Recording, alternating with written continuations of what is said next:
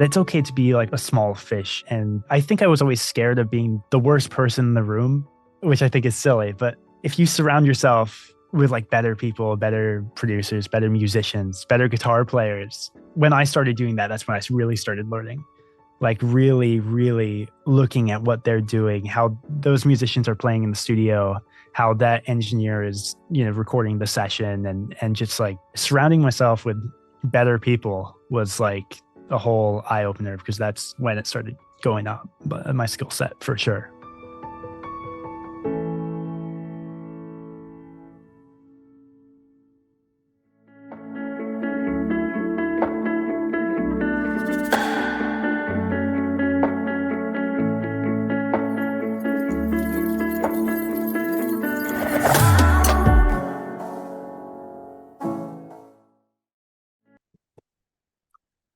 Well, welcome to the podcast today. Our special guest is Skye Emanuel. And Skye, you just got back from shredding it on the guitar at a Hans Zimmer concert, I understand. And Skye is also a very, very accomplished, not only accomplished musician, but I know you're working on a lot of projects with Sync and try, helping other artists connect with people on Sync as well, which is awesome. So let's dive right in and maybe tell us a little bit about yourself. What did I miss? I'm sure I missed a whole bunch of things on there. But tell us a little bit about yourself and how you got to where you are. Yeah, I mean, so first off, I guitar was, my first thing ever in music, and playing guitar for so long.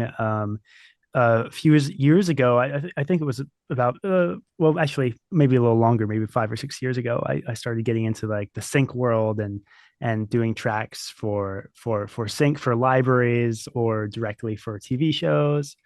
And that kind of became my whole life after that. And but it wasn't until like last year where I really started to play bigger shows on the guitar. So I accidentally got into the sync stuff before the playing guitar live, basically. And that's pretty much where I am now. I'm starting to play for bigger artists, and a couple of days ago, actually, I just got back from a Wacken festival, which is in Germany, and I believe, I could be wrong, but I think it's the biggest heavy metal festival. And it was about 70, 80,000 people in the crowd. Wow. And it just blew my mind for sure. But yeah, it was crazy. That'd be a heck of a stage to be on, right? So, oh my God, yeah. So when starting out as a musician, as a teenager, did you pick up a guitar, or were you little and, your parents encouraged you to do music, or how did that all happen? Yeah.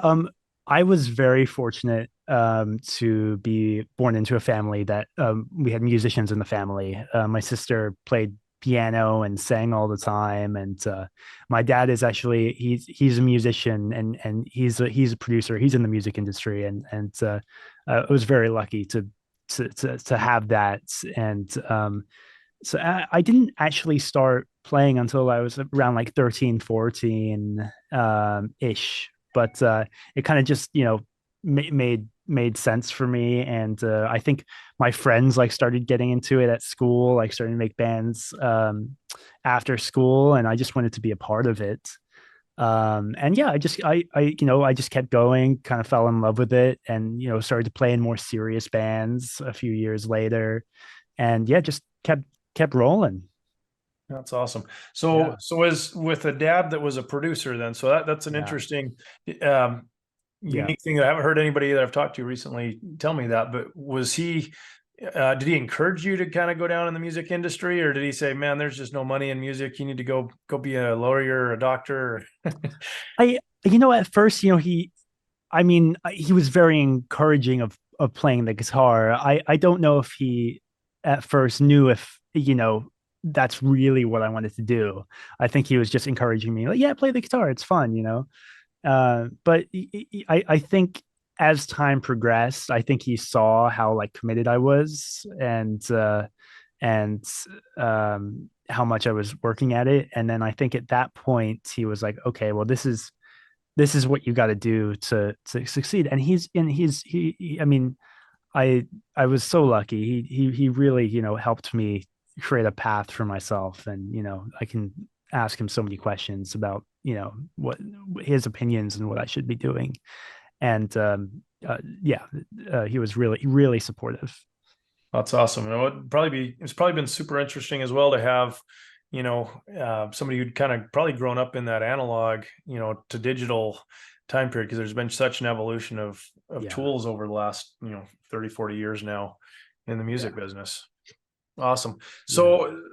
As you decided, hey, I want to do this, you went to school then and decided, okay, I'm really going to dive in and study to do this the right way. Did you go into business? Did you do audio engineering? Yeah. So after high school, I went to an audio engineering school at a recording studio in Nashville, the Blackbird Academy. And it wasn't a 4 year program or something. It was like a 6 month, 7 month program in engineering, just like every day showing up to the studio. And it was so great because not only we had classes on engineering, but we got to sit in because it was a real recording studio. We got to sit in with the engineer and actually basically have like an assistant engineer role, which was like basically hands-on training at that point. Nice. And it was, yeah, it was fantastic. It was a great experience for me for sure. And Yeah. and with that, I mean, is that similar? You'd have to pay just like you would a normal school to go do that then? Yeah. Yeah. It was the same way. I just sent them of videos, I think, of me playing guitar, and then like I some stuff, maybe some songs I was working on at the time, Mhm. and then like if the acceptance thing, and then yeah, it's basically the same as any other school. Yeah. Oh, very cool. Well, that's amazing. And I mean, if you could, and then looking back now, if you could go back and kind of give yourself some advice. I mean, you've come up all the way through school, and now you've done a lot of sync stuff as well. What advice would you have for your younger self? Um, uh, some advice that I would have liked to have known when I was younger. And I think I figured it out after a couple of years, but that it's okay to be like a small fish, and I think I was always scared of being the worst person in the room, um, which I think is silly, but if you surround yourself with like better people, better producers, better musicians, better guitar players, um, that's when I started doing that. That's when I really started learning, like really, really looking at what they're doing, how those musicians are playing in the studio, how that engineer is, recording the session, and just like yeah, surrounding myself with better people was like a whole eye opener because that's when it started going up, but my skill set for sure. Yeah. Yeah. And as far as it goes for like a career in music, I know a lot of people struggle to kind of financially make it as a musician. And I think, in a lot of ways, I think there's a lot of families that'll discourage people from going into music. I mean, there's a Yeah. lot of different careers that people probably like raise their eyebrows about. Oh, you're going to do that, just that traditional school path to, make a living with. Um, as you look back, I mean, you've been around a lot of people in Nashville and you're in LA and other places. What advice would you give to somebody who's thinking about a music career and, they think, okay, I'm going to have to go be a band and play on stage. What advice do you have for that individual? Yeah. What I would say is, so someone looking to go into the music career is that there are many different paths, and you don't need to be the person in the spotlight if that's something you don't want to necessarily do. It's great if you do, but I think again, like there's many different jobs in this field, and you can make money doing so many different things. One thing, you know that I thought when I was younger is that you always kind of had to be in the spotlight if you wanted to make it in music, and quickly realized, there's so many different other ways you can make money. Um, and I was introduced to the sync side, and that's been just fantastic. And yeah, I would just say, there's so many different paths you can go down, and there's so many different uh ways there's so many different paths that you can enjoy. If you don't enjoy one thing, you can enjoy the next thing. And yeah, there's so many different ways to make your living doing Yeah. completely different things in music. Yeah. Well, regarding sync, because I think sync is, I mean, it feels like there's more opportunities for sync than there's maybe ever been in the history of Yeah. music. And I mean, you've got all these TV shows, and there's so many networks that are popping up, and there's, it's almost fragmented the markets. I'm sure there'll be a consolidation again sometime down the road, but how does one, if let's say somebody plays piano or they play guitar or whatever the instrument is Mhm. there an opportunity for sync for most independent artists that exist out there? They just don't realize it. Yeah, there's so many different I just feel like all genres of music are needed in sync. There's just anything from jazz, rock, hip hop, classical, everything is needed. So I mean, if you can find your way in with a sync library, or a music supervisor, um, I mean, it could be fantastic. All music is needed basically in television. It and it's just becoming, it's coming basically. Are you saying like there's so many opportunities now? It's becoming more in the forefront. It kind of feels like we were the nerdy kids for a long time, and now we're kind of starting to be the cool kids, because now we're starting to see artists do super well in sync, and how that can blow them up, and like a great sync placement can blow up an artist now, which is pretty crazy. So yeah, it's kind of funny how that's kind of shifted in a way. Yeah. So if someone's wanting to go down that sync path, I mean, I've heard lots of people say, just be yourself. Don't try to be somebody else, because a lot of times if at least the advice I've been given is be yourself, and don't try to be another person, because your music probably fits somewhere in some show and you just don't even realize it. And Totally. and as you've worked with a lot of supervisors, or you've got a lot of connections in there, how does one even get started? Just let's say somebody's got a couple of albums or even just a couple of songs. Where do they even start if they wanted to go down the sync path? Yeah, great. I the way I have it is I'm in with a few companies, luckily, who I've met out here, and they've given me work, and just keep doing the work, and just opportunities have fallen through me that way. I interned in high school with these two guys who basically taught me how to write for sync. That was their main job, and just like coming in all the time.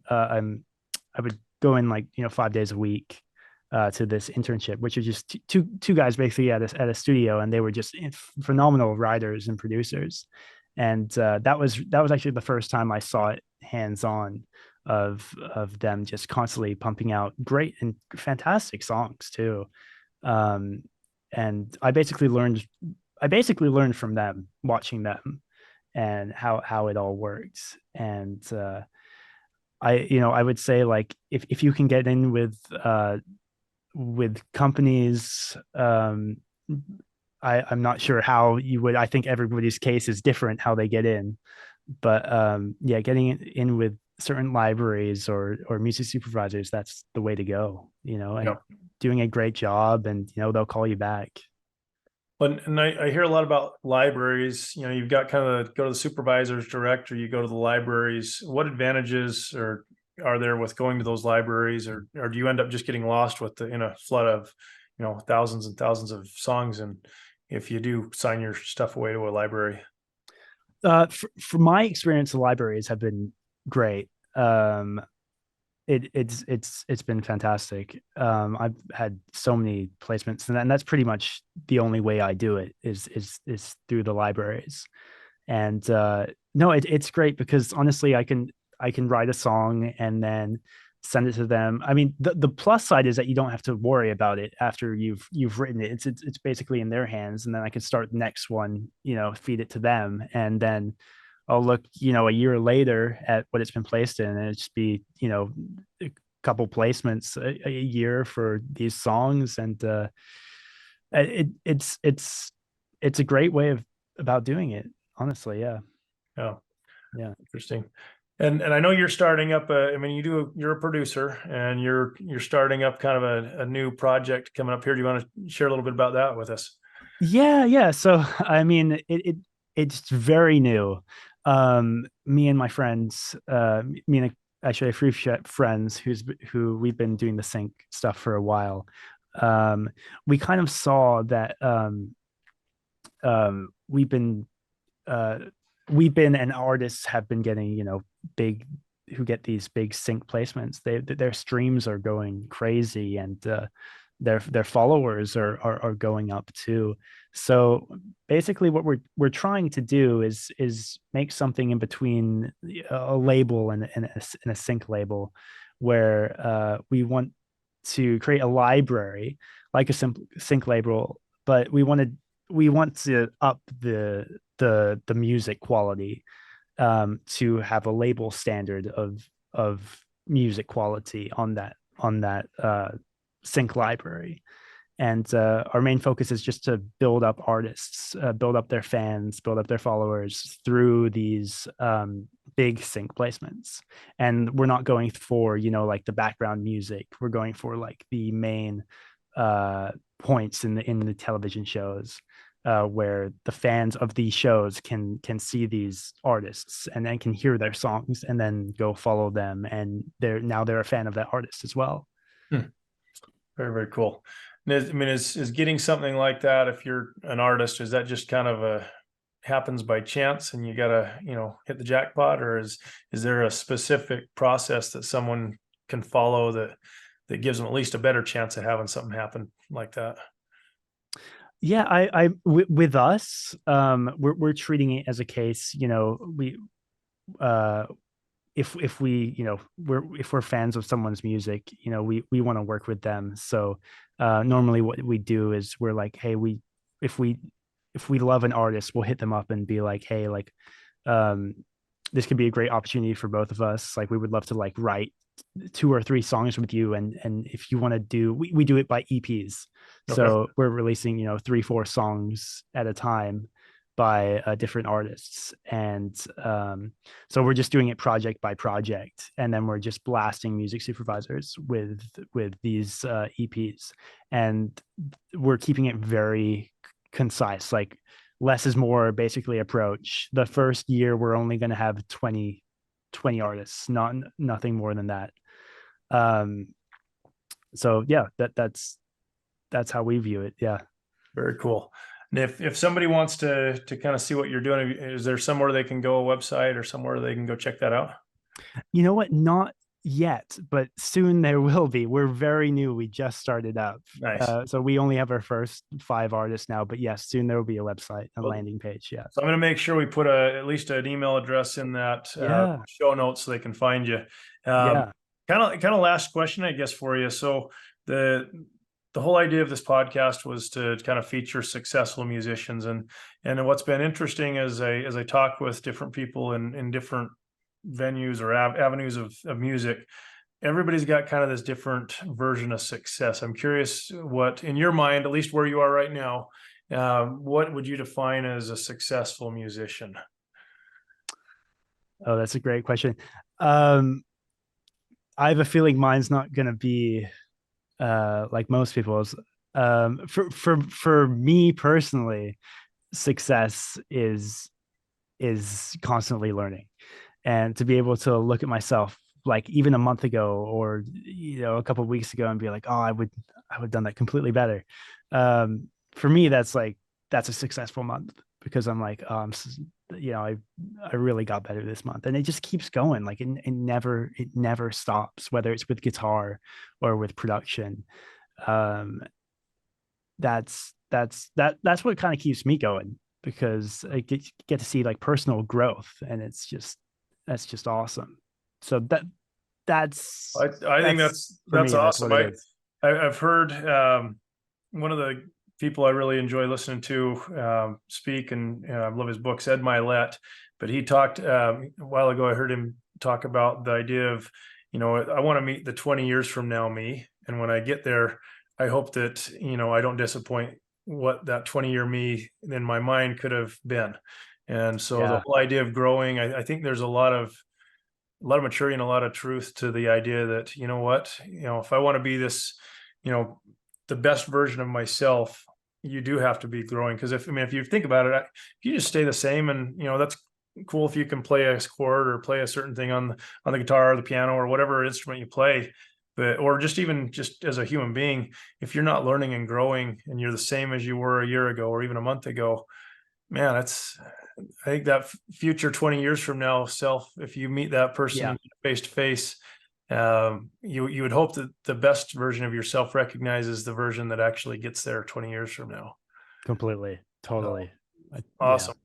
Well, Yeah. Skye, this has been fun. So definitely, for those that want to check out what you're doing, we'll put your information in the show notes so they can reach out.